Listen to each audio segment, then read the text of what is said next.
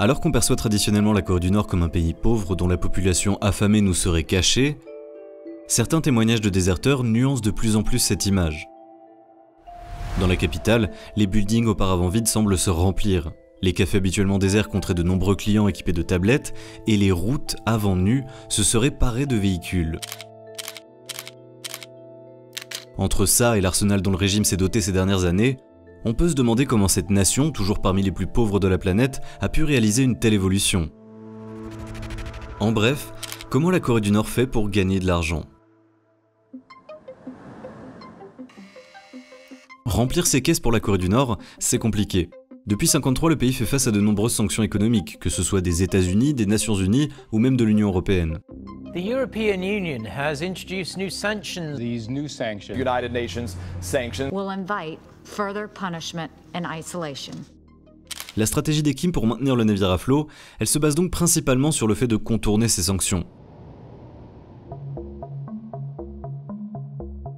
D'après l'historien et spécialiste de la Corée du Nord Andrei Lankov, quand la Corée du Nord n'est pas heureuse, elle suit le même schéma. Elle provoque une crise, ensuite elle propose des négociations, pour enfin obtenir des concessions. Et cette méthode, on a pu l'observer plusieurs fois. Notamment en 2000, quand les États-Unis levèrent l'embargo imposé en 1953. Les deux États étaient parvenus à un accord, la Corée du Nord devait simplement stopper son programme de plutonium, et en échange, les États-Unis devaient lui fournir du pétrole, de centrales nucléaires et aussi la levée des sanctions. En 2007 à Pékin, la Corée du Nord avait même proposé de démanteler ses installations nucléaires contre le déblocage de 25 millions de dollars. Si la Corée du Nord peut négocier ponctuellement un allègement des sanctions, elle ne pourra jamais s'en extraire complètement. C'est pour ça qu'elle possède d'autres moyens de financement moins incertains.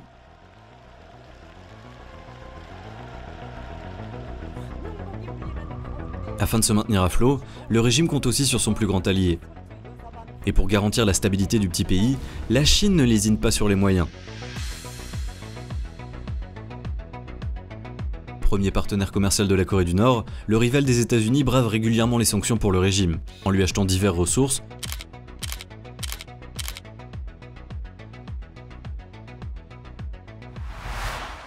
ou en l'autorisant à créer des sociétés écrans.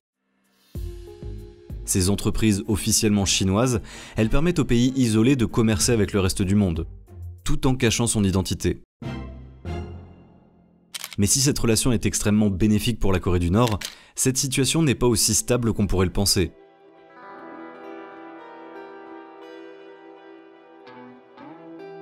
À la fin de la guerre de Corée, Kim Il-sung devint un héros national.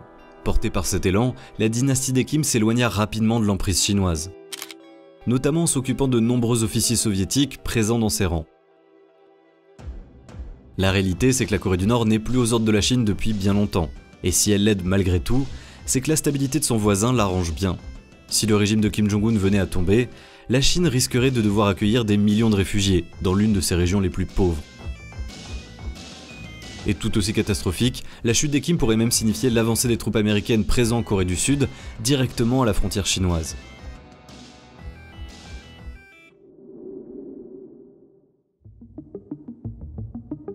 Bureau 39. Office 39. He worked in a unit called Office 39. Behind which lies Office 39 of the Korean Workers' Party. Involved in everything that makes money. Le Bureau 39 doit être l'un des secrets les mieux gardés des Kim. C'est pour ça que la majorité des informations obtenues sur ce fameux bureau viennent presque exclusivement toutes de déserteurs qui y ont travaillé.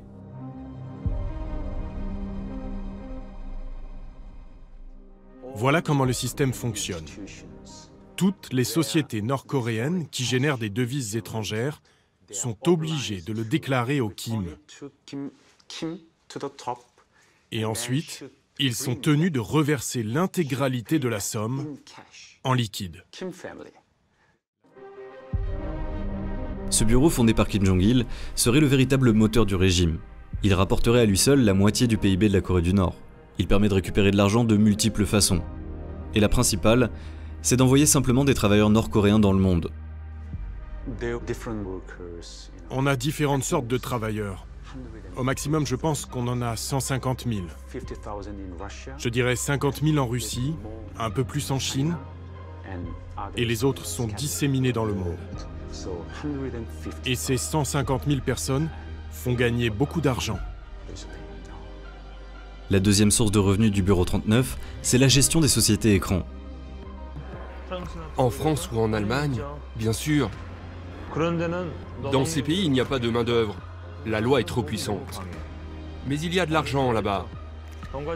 On fait de l'achat et de la vente de biens immobiliers. Pour les louer et pour faire de la spéculation. Il suffit d'une petite banque, dans un coin reculé de Chine. Si j'y ai un compte, je peux presque tout faire, n'est-ce pas? Même si le bureau est connu pour ses activités illicites comme l'extorsion d'argent par logiciel ou le commerce de drogue, l'activité qui inquiète le plus, c'est la vente d'armes et de formations militaires. Des pays d'Afrique, jusqu'à Myanmar, où le régime militaire a récemment repris le pouvoir. Chaque contrat représente des millions, voire des dizaines de millions de dollars, récoltés par le fameux Bureau 39. Ils font ça uniquement pour l'argent. Le problème avec les missiles balistiques, c'est que cette technologie n'a pas été fournie à tous les pays qui la voulaient. Donc les Nord-Coréens ont comblé ce vide. Cette prolifération est très alarmante.